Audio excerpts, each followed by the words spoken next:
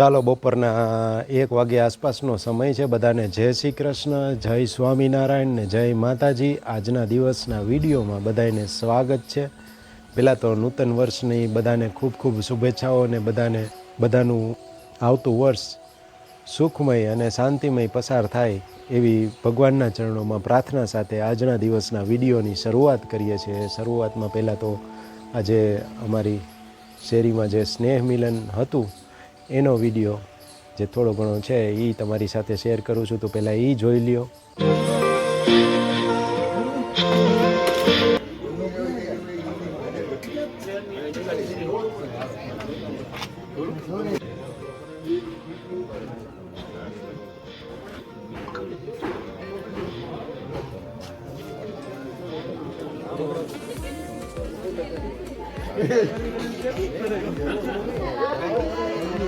પાલ લીધો ને પાલ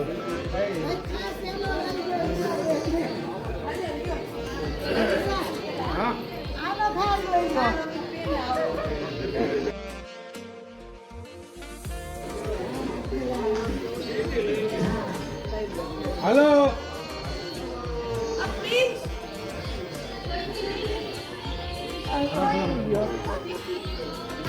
તમારો વાંધો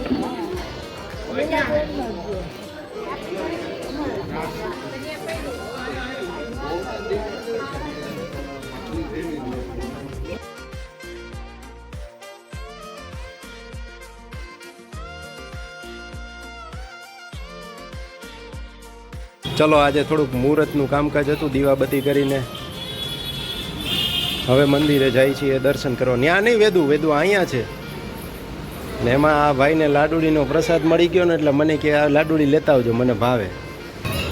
મોજ છે હો, પણ વાંચી ચકેડિયું ફરી ફરીને આવે છે ધીમે ત્યાં, એટલે જ્યાં ત્યાં ન અડાય. અહીંયા બધી ધૂળ જ હોય રેલિંગ ઉપર. હાલો ધીમે ધીમે આવી જાવ નીચે. હાલો બાળકો પહોંચી જાવ નીચે. આગળ બતાવીએ હવે.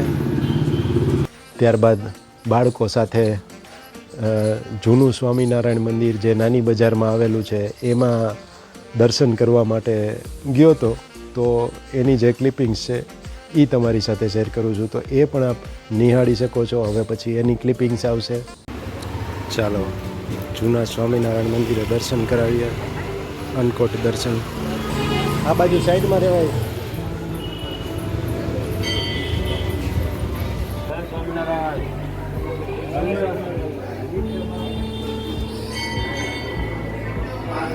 ચાલો ચાલો અંદર ચાલો.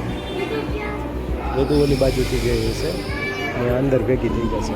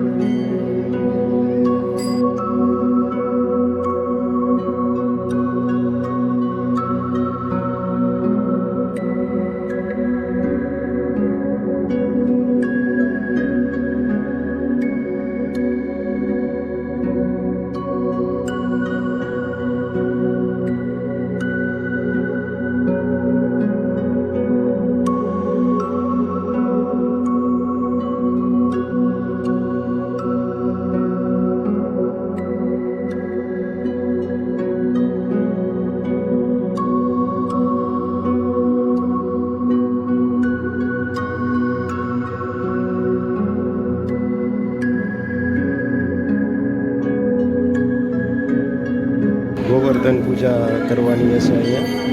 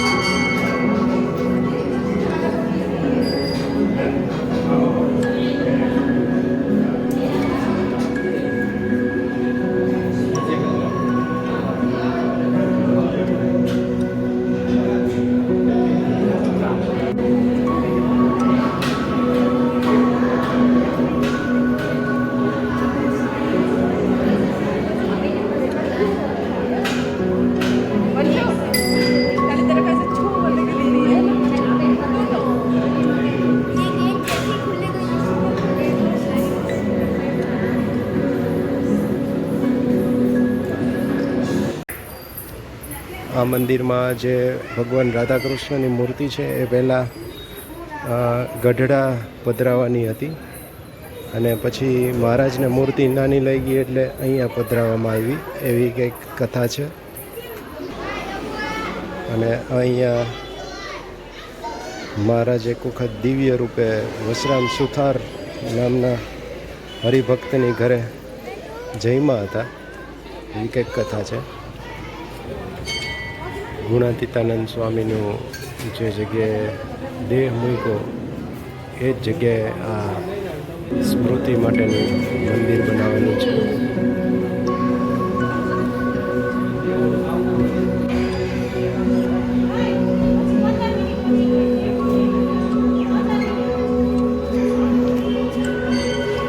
અહીંયા જે શિગ્રામ એટલે કે પ્રસાદીની વસ્તુઓ છે, શ્રીજી મહારાજની પ્રસાદીની વસ્તુ સાચવીને રાખી.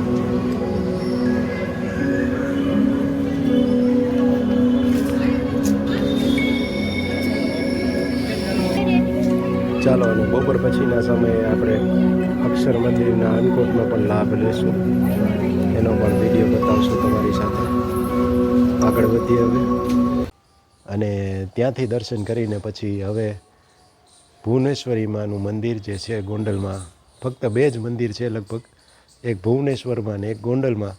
તો એ ભુવનેશ્વરી માના મંદિરના અન્નકૂટનું દર્શન પણ તમને કરાવીશ. તો એનો જે વિડીયો છે હવે એ પણ આપ જોઈ લ્યો. ચલો ભુવનેશ્વરી માતાના મંદિરે પહોંચી ગયા છીએ, એના દર્શન કરાવીએ અંદર જઈને અન્નકૂટના દિવસે.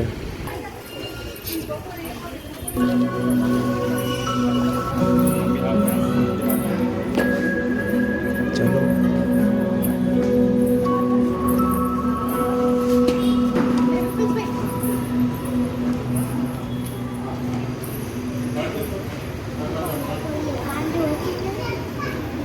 શું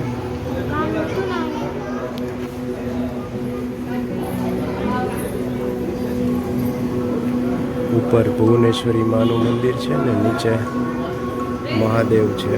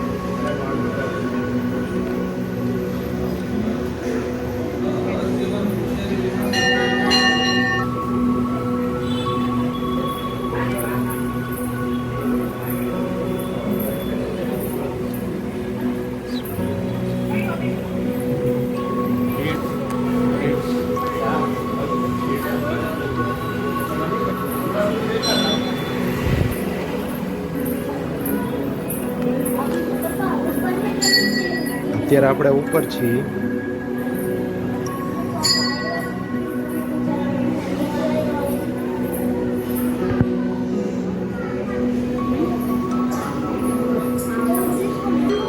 નવ ગ્રહ હોય કે બધા ગ્રહ.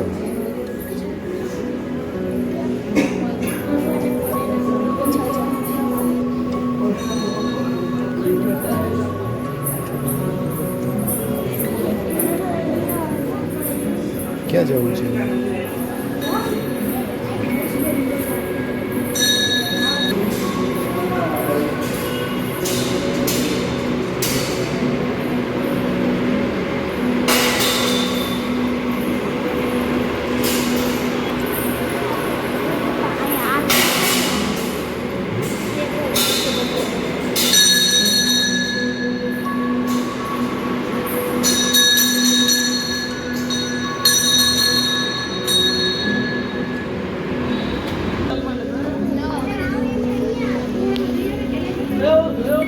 ભગવાન તો ભાવનો ભૂખ્યો છે. બાકી આ લોકના બધાય વ્યંજનમાં એને કોઈ રસ ના હોય, પણ આ બધી જેટલી વાનગીઓ જે બધું ભગવાનની સામે ધરવામાં આવે ને એ જોઈને જ રાજી થઈ જાય, અને ભક્તોનો જે ભાવ હોય ને એ જ ગ્રહણ કરે. અને બાકી આ બધી વાનગીઓ તો પાછા ભક્તોને પ્રસાદ રૂપે પાછી મળવાની હોય, એટલે એ કાંઈ રાખે નહીં. ફક્ત આપણો ભાવ જોઈને એ ખુશ થઈ જાય ને આપણી ઉપર રાજી રહેતા હોય.